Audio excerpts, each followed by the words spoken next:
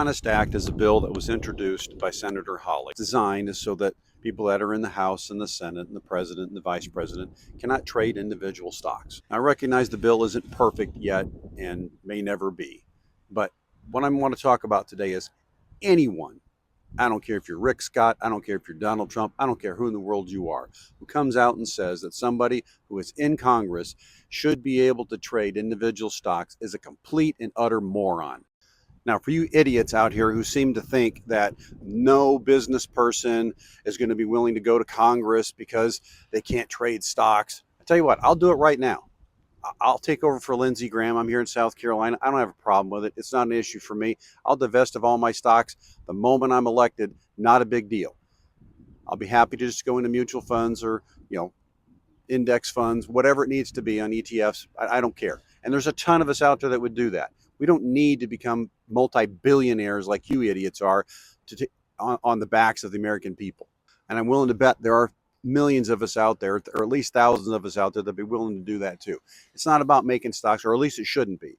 Because I tell you what, wouldn't plan on being in Congress for 40 or 50 years. I'd be happy to do a year, a stint or two, a term or two to make it work. And I think there's more and more of us that would be happy to do that. But again, it's not about individual stocks. Shouldn't be. It shouldn't be about becoming a multi-billionaire on the backs of American people. There is no way in God's green word that these people should be able to trade individual stocks.